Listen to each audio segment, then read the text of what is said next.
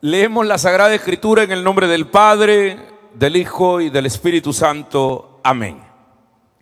Profetizaron Ageo y Zacarías, hijo de Ido, ambos profetas, a los judíos que estaban en Judá y en Jerusalén, en el nombre del Dios de Israel que estaba sobre ellos. Entonces se levantaron Zorobabel, hijo de Salatiel, Yeshua, hijo de Josadat, y comenzaron a reedificar la casa de Dios que estaba en Jerusalén, y con ellos los profetas de Dios que les ayudaban. En aquel tiempo vino a ellos Tannai, gobernador del otro lado del río, y Setar-Boxanai y sus compañeros, y les dijeron así: ¿quién les ha dado permiso o la orden para edificar esta casa y levantar estos muros? Ellos también les preguntaron: ¿cuáles son los nombres de los hombres que hacen este edificio? Mas los ojos de Dios estaban sobre los ancianos de los judíos, y no les hicieron cesar que el asunto fuese llevado a Darío. Entonces respondieron por carta sobre esto. Versículo 6. Copia de la carta de Tannaya, gobernador del otro lado del río, y Setar-Boznai y sus compañeros, los gobernadores que estaban al otro lado del río, que enviaron al rey Darío. Esta es palabra de Dios, hermanos. Oremos un momentito, ¿les parece? Padre nuestro que estás en los cielos, pedimos, bendito Dios, que nos revele su palabra. Esta noche hemos venido cansados con nuestra propia problemática, pero hemos venido, Señor, a escuchar el mensaje que tú tienes para nuestra vida. Háblanos, utilízame a mí, limpia mis labios y mi corazón, para que digna y devotamente pueda predicar con autoridad tu santa palabra. Te lo suplicamos en el nombre poderoso de Cristo Jesús. Y el pueblo de Dios dice: amén. Digan amén, hermanos. Permítanme iniciar haciendo esta reflexión. Vivimos días en que el mundo está al revés. Ahora parece ser que los estudiantes le quieren enseñar a los maestros, los ladrones apresar a los policías, los hijos educar a los padres y los subalternos mandar a los jefes. Así está sucediendo y se cumple lo que dice aquel viejo refrán: pareciera que hoy los patos le tiran a las escopetas. Ese refrán quiero utilizarlo para bien ahora, para poder entender que en el reino de Dios, para los hijos de Dios, aquellas situaciones que parecen que van a dañarnos y que buscan nuestros enemigos que hacernos mal, fracasar o, ¿cómo te diría?, estancarnos, Dios puede utilizar para bien eso. Más adelante San Pablo va a decir que a los que aman a Dios, todas las cosas les ayudan para bien. Nosotros los cristianos pueden decir que somos como patos y andan las escopetas tirándonos. Pero en el reino de Dios, esos patos, esos que nadie invierte nada, pueden ser los que ahora le tiren a las escopetas. El mensaje de hoy se titula: cuando los patos le tiran a las escopetas. A ver, díganlo una vez más, hermanos. Cuando los patos le tiran a las escopetas. Permítame entonces que les ubique en el pasaje.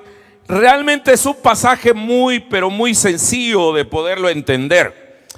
Aquí hay en escena, el capítulo 4 termina cuando habían bloqueado el trabajo intimidando, amedrentando y sobornando a unos para que el pueblo de Israel, que había regresado de Babilonia del cautiverio, esos casi 50,000 que regresaron en el primer grupo de Zorobabel, empezaron a construir, pero los detuvieron. Surgieron dos profetas, de los cuales hay dos libros en la Escritura, Ageo y Zacarías, que impulsaron bajo los oráculos de Dios para poder hacer que el pueblo de Israel retomara la construcción.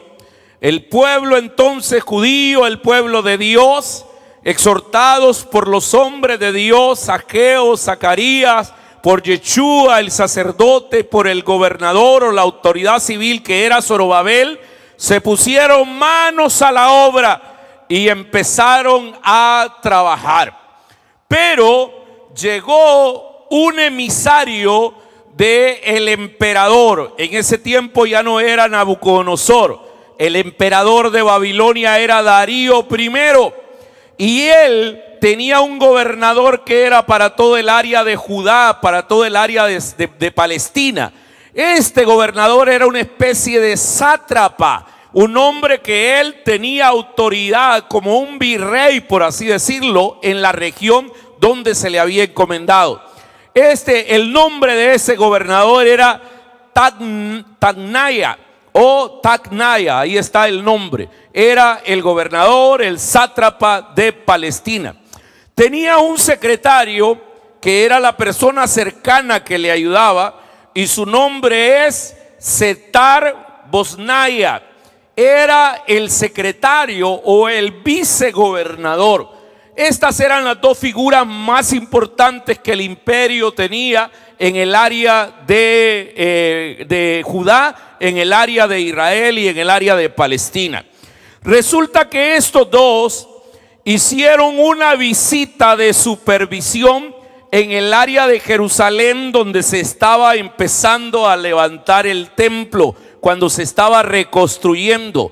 Ellos fueron y observaron el entusiasmo, la entrega, la pasión, el esmero, la dedicación, como aquellos judíos repatriados estaban ellos construyendo el templo.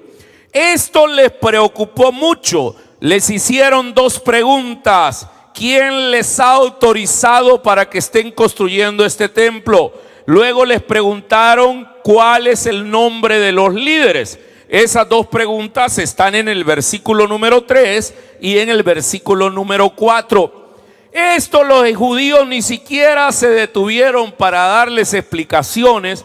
Cuando los vieron que se estaban sublevando y que no estaban obedeciendo al gobernador, que era Tacnaya, entonces deciden escribir un oficio o una carta, un informe al gran emperador, al rey. Le mandaron una carta supuestamente para denunciar a los judíos, pero esa carta, nos lo va a decir este capítulo, se convirtió en incentivo para que Darío averiguara la orden que había dado su antecesor Ciro de que regresara el pueblo y construyera. Y el mismo rey termina dando el decreto de decir que se le ayude al pueblo de Israel. Es decir, que aquellos que venían con el objetivo de investigarlos, supervisarlos y hacerles toda una auditoría, los que venían con las escopetas a tirarle a los patos, mandan una carta y resulta que los patos le estaban tirando a las escopetas, porque todo salió para bien. ¿Están conmigo, santos? ¿Entendieron más o menos de qué trata el capítulo? Pues yo quiero en esta hora que nos detengamos en la carta. Pero antes de detenernos en la carta, yo quisiera que entendieran algo, hermanos, que dentro de la soberanía divina, dentro de el gran proyecto de Dios, muchas cosas que aparentemente vienen en contra de usted se convertirán al final en una bendición para usted. Uy, yo estoy hablando una buena palabra esta noche, hermano. Estoy hablando que cuando el enemigo, cuando se levante el enemigo, a alguien que le quiera traicionar, que le vea de menos, alguien que crea usted que lo está deteniendo, que es como una barrera, nuestro Dios, el Dios que usted adora, puede hacer que esa escopeta salga corriendo y que nosotros salgamos detrás de ella. Dios puede utilizar a nuestros enemigos para bendecirnos, decíamos el domingo. Es más, la Biblia dice que el Señor prepara un banquete enfrente de nuestros enemigos. La Biblia dice que Dios pondrá a nuestros enemigos por estrado de nuestros pies. Es decir, nuestros enemigos serán la tarima en la cual nosotros nos vamos a parar. Así es que ese es el Dios que nosotros tenemos. Él actúa como poderoso gigante para defender, proteger, bendecir y prosperar a los que en Él han creído. Digan gloria a Dios por lo menos, hermanos. Aleluya. Vamos entonces a hacer un análisis exegético muy rápido de la carta. La carta está contenida entre el versículo número 7 y el versículo número 17 hasta el final del capítulo. Hay una carta, es una forma de redacción bien bonita. Miren ustedes lo que dice el versículo número 6. En el versículo 6, Esdras va a registrar el hecho de que escribe en su libro una copia de esa carta. Versículo 6 dice, copia de la carta, ahí está, de la carta que Tagnaía, gobernador del otro lado del río, esto es del Éufrates, y Setar-Bosnaía y sus compañeros, los gobernadores que estaban al otro lado del río, enviaron al rey Darío. Le enviaron carta y así estaba escrita en ella. A partir de esos dos puntos, hasta el final del versículo 17, aparece el contenido de la carta. ¿Quieren verlo rápidamente, santos? Para que no les parezca esto tedioso, deben de ubicarse en lo que estoy hablando. De lo contrario, solo sentirán que estoy diciendo un montón de cosas y ni saben lo que estoy diciendo. Así que métanse en lo que voy a predicarles esta noche. Veamos los puntos más sobresalientes que tenía esta carta. Versículo número 8. Dice al final del 7, al rey Darío toda la paz. En otras palabras, su majestad reciba la paz. Sea notorio a su majestad el rey que fuimos a la provincia de Judea, a la casa del gran Dios. Mire cómo se refieren los enemigos, hermano. Sabe, antes de pasar, quiero decir una cosa, que la gente sabe que usted y yo tenemos un gran Dios al que adoramos. ¿Cuántos tienen un gran Dios al que adoramos? Claro, por eso estamos en pie aquí, por eso le alabamos, por eso venimos a adorarle. Pero bueno, dice, sea notorio su majestad que fuimos a la provincia de Judea a la casa del gran Dios, la cual se edifica con piedras grandes, y ya los maderos están puestos en las paredes, y la obra se hace deprisa y prospera en sus manos. El primer elemento que hay que rescatar de esa carta es la investigación que el gobernador, el sátrapa, el virrey había hecho en el área de Palestina y sus, y sus alrededores. Entonces le manda a decir eso. Dice el versículo 8, dice, sea notorio al rey que fuimos a la provincia de Judea. Es decir, le están informando a su majestad el rey Darío I que habían visitado en una visita de campo de supervisión para ver qué era lo que estaba pasando en Jerusalén. Lo segundo que aparece en ese mismo versículo es que el mismo gobernador, su secretario y la gente que estaba con él se dieron cuenta, queridos hermanos, que el pueblo de Dios estaba trabajando con diligencia. ¿Están acá, santos? y que la obra prosperaba en sus manos. Eso dice al final del versículo número 8. Dice, fuimos a Judea, a la casa del gran Dios, la cual se edifica con piedras grandes. Y noten lo que subrayo: ya los maderos están puestos en los paredes, y la obra se hace deprisa y prospera en sus manos. Mis amados hermanos, cuando nosotros hacemos una obra extraordinaria, cuando nosotros hacemos una obra con diligencia, hasta nuestros enemigos van a saber que estamos haciendo la obra de Dios. ¿Están acá conmigo, santos? Pueden hablar muchas cosas de su ministerio y de su iglesia, pero ¿quién ha hecho un proyecto como este respaldado por Dios? A los hechos nos remitimos.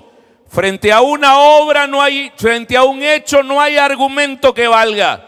Usted puede tener toda la boca y todo el argumento, pero yo le invito que me supere, que supere al TAI, que supere a los miembros del TAI y que después empiece a criticar. Porque no sabe lo que se ha pasado. Es decir, los enemigos, el gobernador estaba informando el progreso hecho en la reconstrucción. Y le dice que estaba adelantado y que se hacía con mucha prisa.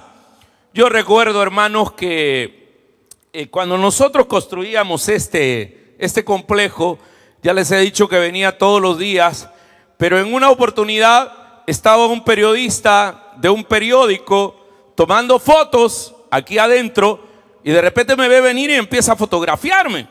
Y yo le digo, ¿y qué está haciendo aquí? Esta es una propiedad privada y todo lo demás.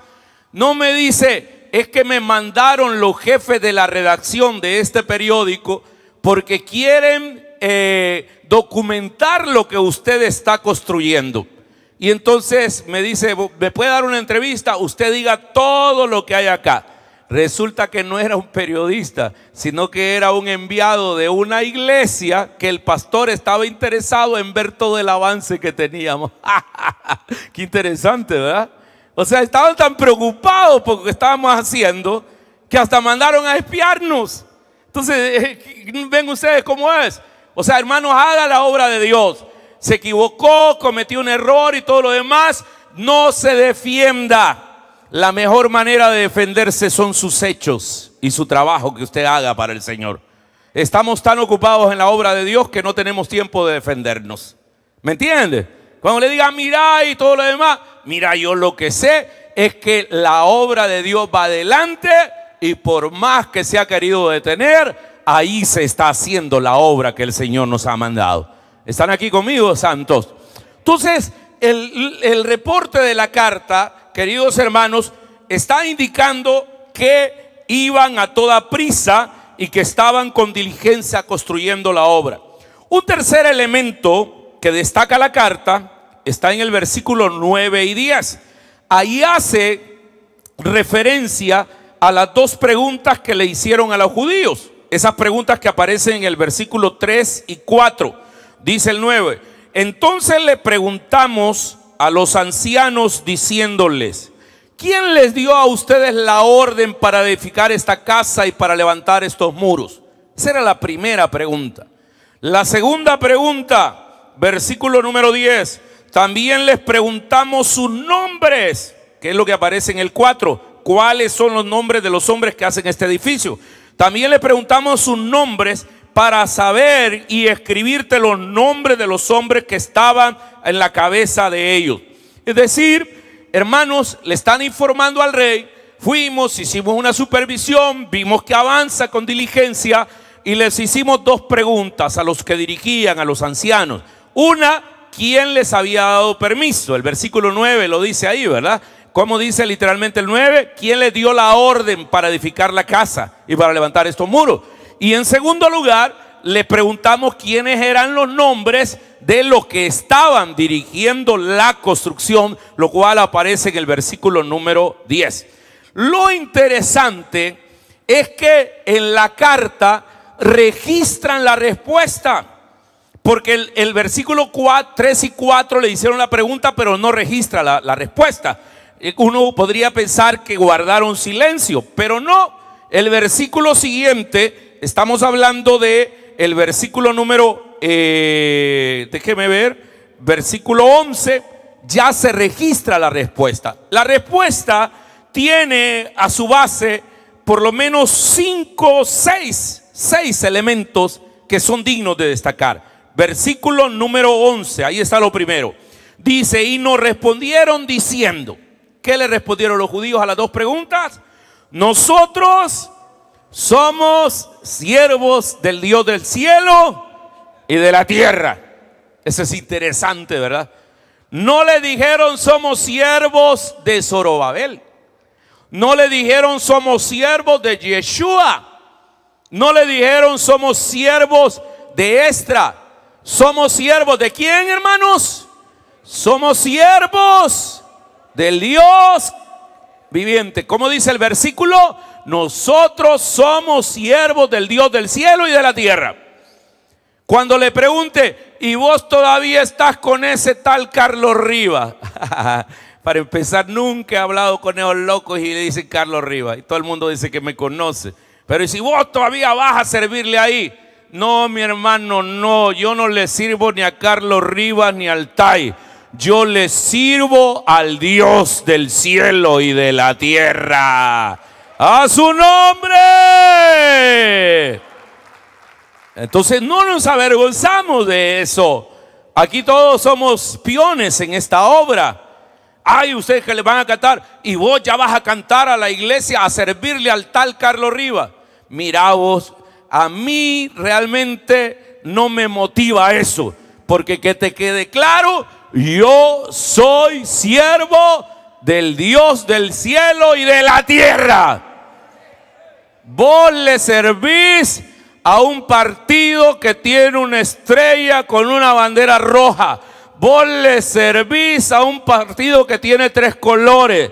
Vos le servís a un partido que es mediático y cibernético. Vos le servís a un partido de manos. Vos le servís a un partido X. Vos le servís a hombre. Mientras que yo le sirvo al Dios del cielo y de la tierra. Y tu partido y tu líder pasarán, pero mi rey vivirá por la eternidad. ¿Cuántos se sienten orgullosos por eso, hermano? No, hombre, los hombres somos finitos. Hoy estamos, mañana no estamos. Y somos frágiles también. Vaya que este año entendí que somos frágiles, hermano. Aquí ando mi voladito bien puesto, así ando bien, por eso ando el 8 ahí. Entonces entendí, pues sí, claro, uno puede irse de vacaciones rápido y la obra de Dios va a perecer nunca. Ustedes un día escucharán, se murió el pastor Carlos Rivas. Para empezar, no crean esa noticia, porque los que hemos creído en Dios no morimos, solamente cambiamos de lugar y vamos a la presencia de Él. Pero cuando digan faltó el pastor y va a haber culto, ¿cómo que va a haber culto? Hermano, eso ni se pregunta. Aquí habrá culto hasta que Cristo venga, hermanos, y siempre se seguirá predicando la palabra. ¿Y quién va a ser? Los viejos quizás ya no, pero nuestros hijos, nuestros nietos, algunos de ellos Dios va a levantar para que sigan celosamente predicando el evangelio del reino. Amén, santos. Muy bien, entonces esa es la primera respuesta que le dan. Es decir, dice, hermanos, no dieron sus nombres, sino que dijeron que eran siervos del Dios del cielo. Lo segundo es que mencionaron la reedificación de la casa del gran rey de Israel que había terminado. Eso es lo que dice el versículo 11 en la parte B. Y nos respondieron diciendo así: nosotros somos siervos del Dios del cielo y de la tierra y reedificamos. Ojo con la palabra. ¿Qué significa reedificar? Volver a edificar. O sea, ya había habido un templo ahí. Reedificamos la casa que ya muchos años antes había sido edificada, la cual edificó y terminó el gran rey de Israel. ¿A quién se refiere ahí? A Salomón, hermanos. Ustedes saben que Salomón fue el que construyó el templo. Entonces dice, nosotros reedificamos la casa que edificó y terminó el gran sabio rey de Israel. Entonces eso es lo segundo que le mencionan. Mencionan el mérito de aquel hombre que Dios había utilizado para su obra. Yo me imagino, hermanos, dentro de unos 25, 50 años, cuando quizás más de la mitad de los que estamos aquí ya no estemos acá, sino que vamos a estar con el Señor, porque tarde o temprano nos vamos a ir, pero los que todavía estén vivos van a decir, ¿y ustedes qué hacen aquí? Estamos sirviendo al Dios, creador de los cielos y de la tierra, en el templo o la casa que edificaron aquellos hermanos viejos del TAI, dirigidos por su pastor Carlos Rivas, el fundador. Porque eso nadie me lo va a poder quitar. Entonces que sí, que nosotros somos los fundadores pues de esta obra, ¿verdad? Entonces, y seguimos haciendo la obra de Dios. La otra respuesta es interesante en el versículo 12, porque ahí reconocieron que el pueblo judío había sido llevado al cautiverio de Babilonia porque sus padres habían provocado la ira de Dios, es decir, habían desobedecido. Dice, mas después que nuestros padres provocaron la ira del Dios de los cielos, oigan eso, por eso Él los entregó en mano de Nabucodonosor, rey de Babilonia, caldeo, el cual destruyó la casa y llevó cautivo al pueblo a Babilonia. Ahí narran lo que sucedió en el año 605, cuando Nabucodonosor destruyó la casa y se llevó cautivo a todo el pueblo. Pero lo importante es la etiología, la causa. Ustedes saben que en este mundo nos movemos por causa y efecto. La ley de la siembra y la cosecha, la ley de la compensación, karma, como quieras llamarle. ¿Cuál fue la razón por la que el pueblo fue llevado al cautiverio? ¿Por qué? Dice, nuestros padres provocaron la ira del Dios de los cielos. Allí hay algo en el informe que sin duda alguna el pueblo de Israel estaban reconociendo que era precisamente por su conducta y haberle dado la espalda a Dios. Luego en el versículo 13 incluyeron el hecho de que en su primer año Ciro había dado la orden para la reedificación de la casa de Dios. Dice el 13, pero en el año primero de Ciro, rey de Babilonia, este fue el sucesor ya de Nabucodonosor, el mismo rey Ciro dio la orden para que esta casa fuera edificada. Noten ustedes la información que contenía la carta. Es decir, están haciendo alusión a lo que ese rey había dado la orden para poder reedificar la casa. En el versículo 14 y 15 relataron, hermanos lindos, que Nabucodonosor se había llevado de su templo en Babilonia los utensilios de oro y de plata de la casa de Dios. Ustedes saben que Nabucodonosor se llevó el arca del pacto, se llevó los utensilios, el lavacro, el altar del sacrificio, el menorá, la mesa de los panes de propiciación.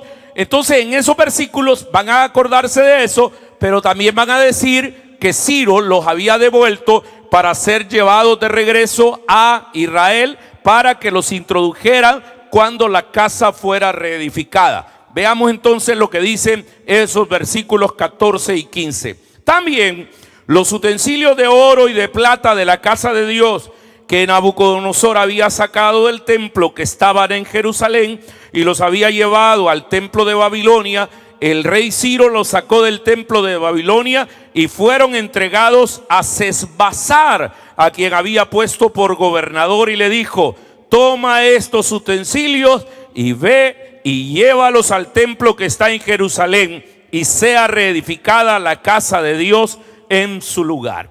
Noten ustedes, queridos hermanos, cómo Dios va a utilizar a un rey pagano. Ciro no era un cristiano, era un pagano, porque dice que Dios despertó el espíritu de Ciro. Eso quiere decir que si Dios quiere bendecirte, puede inclusive utilizar a nuestros enemigos. ¿Están conmigo, hermano? Dios puede utilizar a tus enemigos. Me recuerdo El diario de hoy, hace años, me sacó un reportaje como de 3 páginas. El titular del reportaje decía: Carlos Rivas, el pastor que juega a la política. Deberían de buscarlo y leerlo. Eso fue allá por el año, creo que 2007, 2008, creo, no me acuerdo. Pero el punto es que solo el titular tenía chueco, porque de ahí hablaron de todo lo que nosotros hacíamos, el colegio, los libros que escribía, el seminario que teníamos y todo lo demás. Mucha gente por ese reportaje vino a visitarnos aquí, Ilopango. Es decir, cómo algunas cosas salen a nuestro favor. Es decir, los patos terminan tirándole a las escopetas. ¿Se acuerdan, hermanos? Dios puede utilizar lo que ahora te hace llorar, lo que te parece fatal, para poderte bendecir. ¿Están conmigo, santos? Quiero hablar a alguien que ha sufrido una separación, siente su corazón destrozado porque ya no está con esa persona. ¿No será que en el fondo Dios te ha hecho un gran favor porque al final te pudiste liberar? ¿No será que Dios te dijo: este es el tiempo de cerrar círculos, de cerrar capítulos, de darle vuelta a la página, de volver a comenzar? ¿Estás acá conmigo, santo? Es decir, Dios puede utilizar hasta lo que a nosotros nos parece negativo, o puede utilizar a nuestros enemigos para podernos bendecir. Y luego, hermanos, la carta la respuesta a las 2 preguntas que les hicieron: ¿quién les dio la orden? ¿Cómo se llaman los líderes? Entonces terminan cuando llegó Sesbazar, puso los cimientos de la casa de Dios, y desde entonces hasta ese momento la construcción se había llevado a cabo, pero aún no estaba terminada. Eso es lo que dice el versículo número 16. Dice: entonces Sesbazar vino y puso los cimientos de la casa de Dios, la cual está en Jerusalén, y desde entonces hasta ahora se edifica y aún no está concluida. Hermanos, todo el informe, el rey, me imagino que, bueno, más adelante va a decir que lee la carta de una manera bien diligente. Finalmente, esta ya no es respuesta a las 2 preguntas, sino que ya toca otro tópico. Finalmente, hermanos, le piden al rey, ni siquiera los israelitas, sino que los enemigos, o sea, es decir, el gobernador le está pidiendo al rey que busque en los archivos del rey, en toda la biblioteca, la historia, la hemeroteca o lo que tuviera en Babilonia, para ver si era cierto que Ciro había dado la orden para la reconstrucción de la casa de Dios, y que les informara al gobernador y al secretario cuál era la voluntad del emperador para poder ejecutar sus órdenes. Y eso es lo que dice el versículo número 17. Y dice: y ahora, si al rey parece bien, búsquese en la casa de los tesoros del rey, que está ahí en Babilonia, si es así que por el rey Ciro había sido dado la orden para reedificar esta casa del Dios en Jerusalén. Y eso nos envía a decir la voluntad del rey sobre esto. Punto y final. Ahí termina la carta.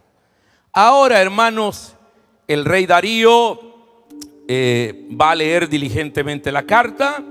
El capítulo 6 habla de eso, donde el rey Darío da la orden que busquen el decreto de Ciro, y confirma efectivamente las órdenes que dio ese antiguo rey al que él vino a suceder, y mandó que el pueblo de Dios cumpliera la obra de Dios, y que, oiga bien esto, el rey hizo un decreto que los gobernadores que habían ido a espiarlo y que le mandaron este informe, y los babilonios les ayudaran con madera, que les dieran seguridad y que los protegieran para que el templo se siguiera construyendo.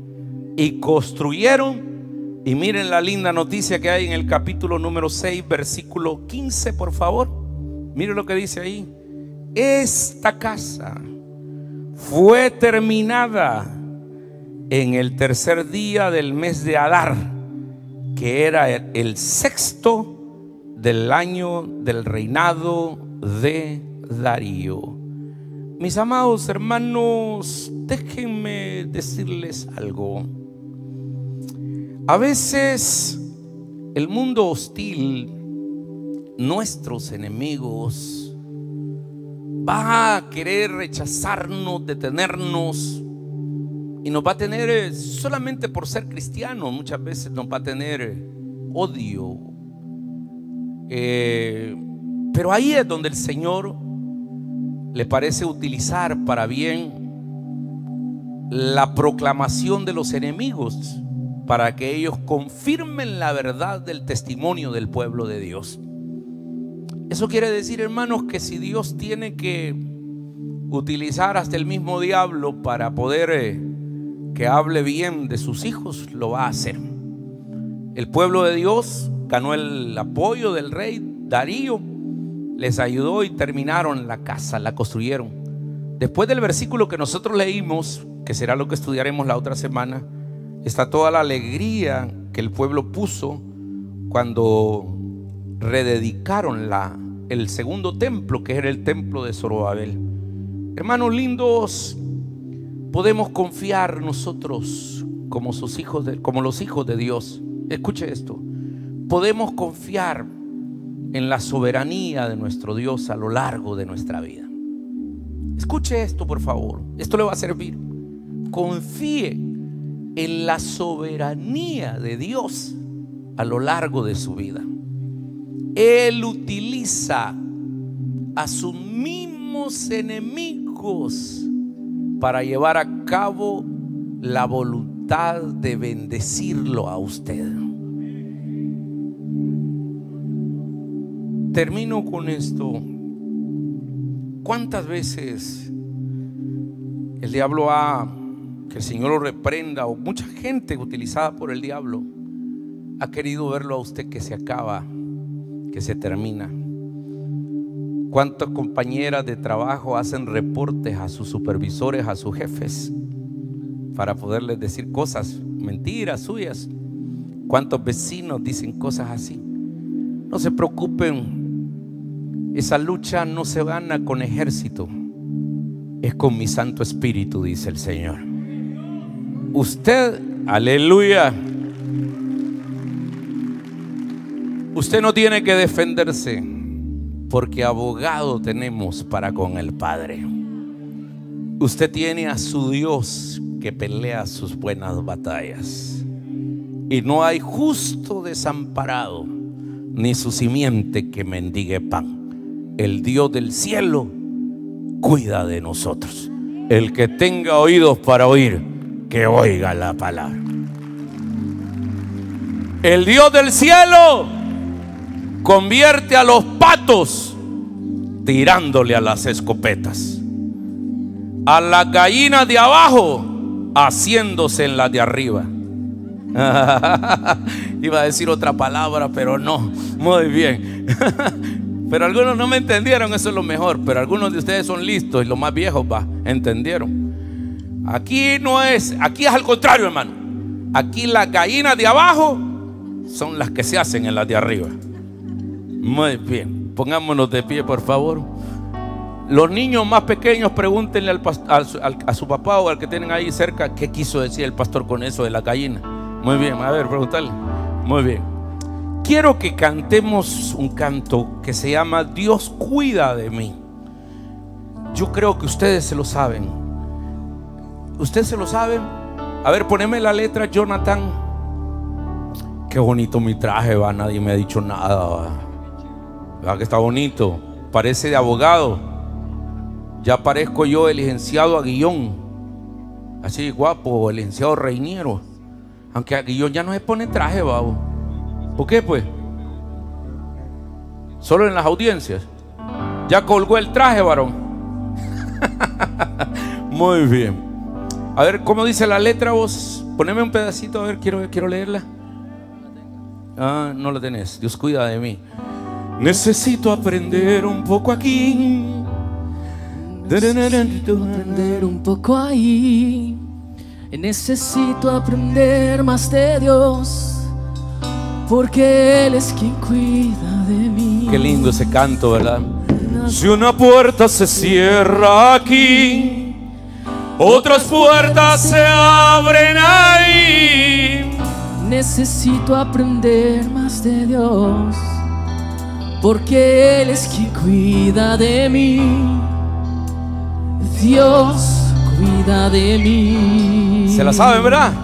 ¿Podemos cantarla desde el inicio? Necesito aprender un poco aquí, necesito aprender un poco ahí. Necesito aprender más de Dios, porque Él es quien cuida de mí. Si una puerta se cierra aquí, otras puertas se abren ahí. Necesito aprender más de Dios, porque Él es quien cuida de mí. Dios cuida de mí.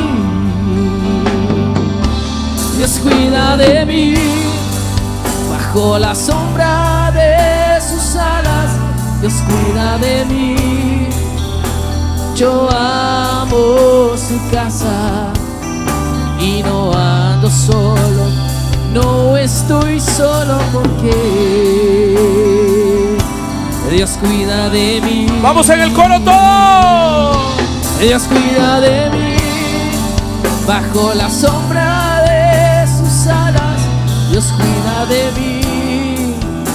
Yo amo su casa y no ando solo, no estoy solo, porque ¿puede cantarlo solo usted, Dios cuida santo? de mí. ¡Fuerte!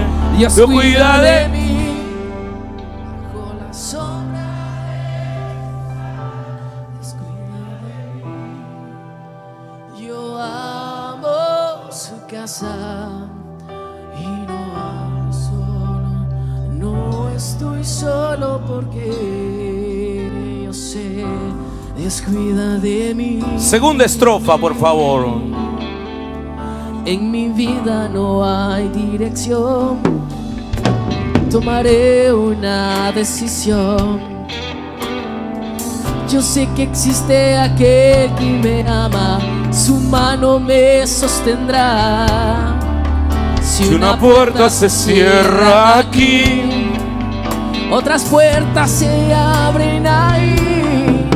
Y necesito aprender más de Dios, porque Él es quien cuida de mí.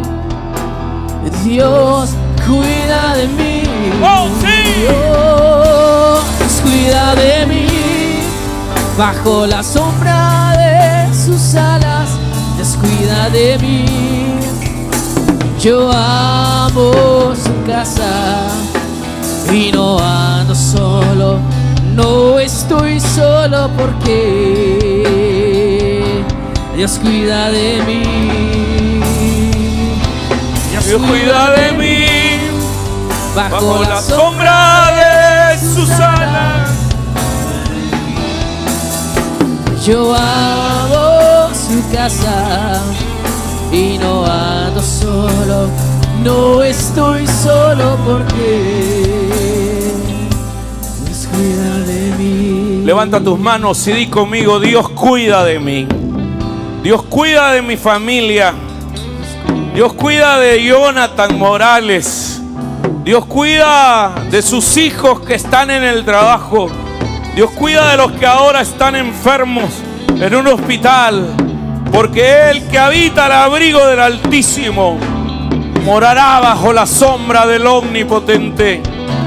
Diré yo a Jehová, esperanza mía y castillo mío, mi Dios en quien confiaré. Él te librará del lazo del cazador, Él nos librará de la peste destructora. Con sus plumas nos cubrirá y debajo de sus alas estará seguro, porque escudo y adarga es su verdad. No vamos a temer al temor nocturno, ni la saeta que vele de día, ni pestilencia que ande en oscuridad, ni la mortandad en medio del día nos podrá destruir. Caerán a nuestro lado 1000 y 10.000 a mi diestra, mas a nosotros no llegarán, porque con nuestros ojos miraremos la recompensa de nuestros enemigos, porque ha puesto Jehová que es tu esperanza. No te sobrevendrá mal alguno, ni la plaga va a tocar tu casa, pues el Señor mandará a sus ángeles cerca de ti, que te guarden en todos tus caminos. En tus manos te llevará, para que tu pie no tropiece en piedra. Dios cuida de mí, bajo la sombra de sus alas. Dios cuida de mí, yo amo.